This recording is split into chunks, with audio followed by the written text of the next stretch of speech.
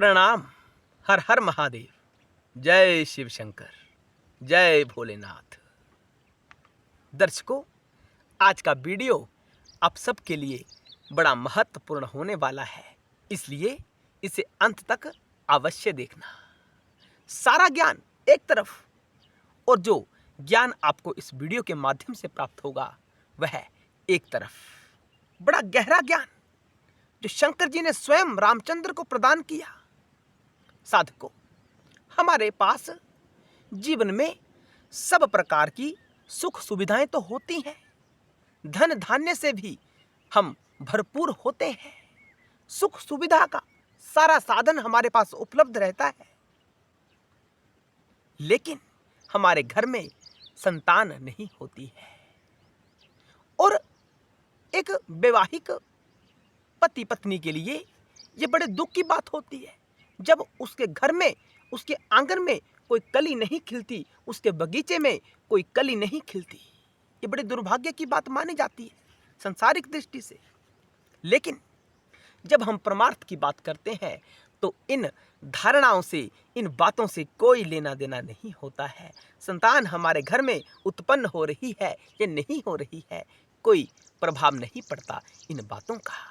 लेकिन हम संसारी जीव हैं, संसार में फंसे हुए हैं, तो उस दृष्टि से देखा जाए तो घर में संतान उत्पन्न होना बड़ा अनिवार्य है, कुल की वृद्धि बड़ी अनिवार्य है। बात समझ में आ रही है ना?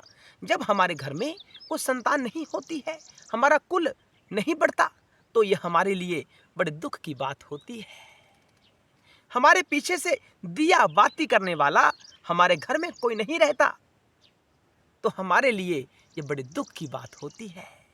तो सबके घर में ईश्वर संतान प्रदान करे, सबके बागों को हरा भरा रखे।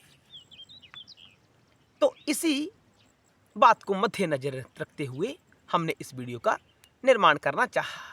जो ज्ञान शिव गीता में रामचंद्र ने शंकर जी से प्राप्त किया। रामचंद्र शंकर जी के सामने प्रश्न रखते हैं और शंकर जी रामचंद्र की शंकाओं का समाधान करते हैं। रामचंद्र ने पूछा कि आप कहते हो कि मैं इस सारे संसार की उत्पत्ति करने वाला हूं, तो मुझे बताएं कि यह 5 भौतिक तत्वों से निर्मित होने वाला यह विश्व किस प्रकार उत्पन्न होता है, किस प्रकार स्थिति को प्राप्त होता है और अंत में इसका विलय कैसे हो जाता है, आप ये सब कैसे करते हो?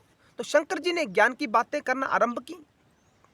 वैसा करते करते शंकर जी ने बताया कि मैं 5 प्रकार के देहों की उत्पत्ति करता हूं। ठीक, जरायुज, स्वेदज, अंडज, उद्भिज और जो मानसिक सृष्टि होती है, दैव सर्ग होता है। जो 4 पहले कहेंगे उनमें से जो जरायुज होता है वो सबसे उत्तम होता है। जो जेर के साथ लिपटे होते हैं ना प्राणी जन्म के समय, वह जरायुज कहलाते हैं। तो शंकर जी ने कहा कि हम अब जरायुज के बारे में वर्णन करेंगे, विस्तार से समझने का प्रयास करेंगे। तो शंकर जी ने सर्वप्रथम कहना शुरू किया कि पुरुष के वीर्य से यानी शुक्र से और स्त्री के रज से, शोणित से जरायुज की उत्पत्ति होती है। जब पुरुष और स्त्री आपस में मिलन करते हैं तो पुरुष का वीर्य यानी शुक्र और स्त्री का रज मिलकर जरायुज की उत्पत्ति करते हैं। बात समझ में आ रही है ना साधकों? ये बड़ा गहरा ज्ञान है, इसे जीवन में धारण करना। आपके घर में संतान नहीं है तो इस प्रयोग को आजमा कर देखना और अपने जीवन को धन्य बनाना। शंकर जी का प्रसाद है, इसे प्रत्येक जीव तक पहुंचाना, इसे शेयर करना। शिव ने कहा कि दोनों के योग से, पति पत्नी के योग से जरायुज की उत्पत्ति होती है। अगर पुरुष का शुक्र अधिक हो जाए तो पुत्र रत्न की प्राप्ति होती है। बड़ी गहरी बात कही शंकर जी ने यहां। और अगर स्त्री का शोणित यानी रज अधिक मात्रा में बढ़ जाए पुरुष के शुक्र की तुलना में, तो कन्या की प्राप्ति होती है। यह सत्य है, सत्य है, सत्य है। और इसके विपरीत अगर समान मात्रा हो जाए शुक्र और रज की मात्रा समान हो जाए तो नपुंसक की उत्पत्ति होती है। शंकर जी ने बड़ा गहरा ज्ञान दिया। इसके अतिरिक्त शंकर जी ने कहा कि चौथे दिन से लेकर जो ऋतु स्नान होता है ना, तीसरे दिन के बाद चौथे दिन ऋतु स्नान स्त्रियां कर लेती हैं। उसके बाद चौथे दिन से लेकर 16वें दिन तक गर्भ ठहर सकता है। वो वातावरण उसको मिलता है जिससे बच्चे की संभावना बढ़ जाती है, बच्चा उत्पन्न होने की संभावना बढ़ जाती है। कहां से? चौथे दिन से 16वें दिन, स्नान करने के बाद चौथे दिन से 16वें दिन तक। आगे शंकर जी ने कहा अगर युग्म दिनों में मिलन किया जाए, किसके द्वारा? स्त्री और पुरुष के द्वारा। युग्म यानी चौथा, छठा, 8वां, 10वां, 12वां, 14वां और 16वां। जब स्त्री पुरुष आपस में मिलन करते हैं ना इन युग्म दिनों में, तो पुत्र रत्न की प्राप्ति होती है। तो अपनी बहनों से मैं अनुरोध करता हूं और भाइयों से भी अनुरोध करता हूं कि आपके पास अगर यह ज्ञान प्राप्त किया हुआ है, तो अगर आपको यह ज्ञान प्राप्त हुआ है तो इस ज्ञान का प्रयोग करें और अपनी इच्छा अनुसार संतान प्राप्ति करें। युग्म दिनों में किया गया मिलन पुत्र प्राप्ति के लिए लाभदायक होता है। और इसके विपरीत विषम दिनों में, जैसे 5वां दिन, 7वां दिन, 9वां दिन, 11वां दिन, 13वां, 15वां, इस दिन मिलन करने से पुत्री की प्राप्ति होती है। और इसके अतिरिक्त शंकर जी ने बड़ा गहरा ज्ञान दिया रामचंद्र को कि अगर कोई चाहे कि चक्रवर्ती राजा उसके घर में पैदा हो जाए पुत्र रूप में, तो उन्हें मिलन 16वीं रात्रि को करना चाहिए।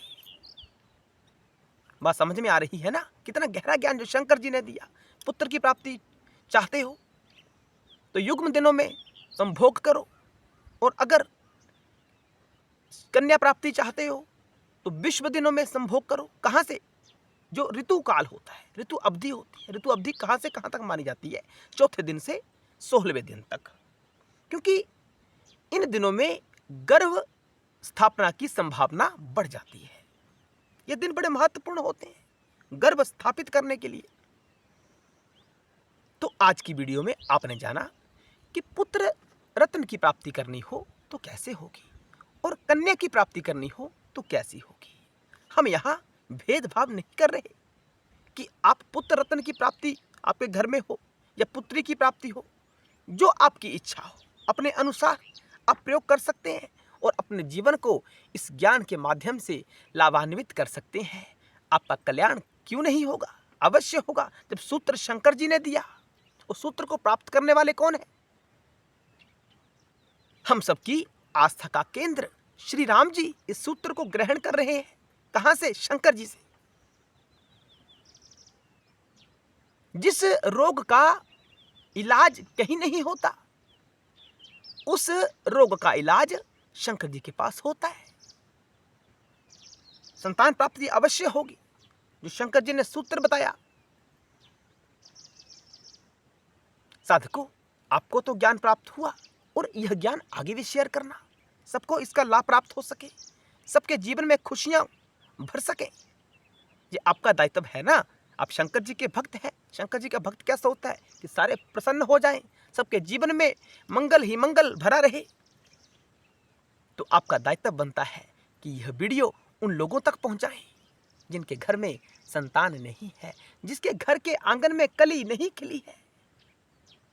उनके लिए यह वीडियो बड़ा महत्वपूर्ण हो सकता है, उनका जीवन परिवर्तित हो सकता है। हर हर महादेव।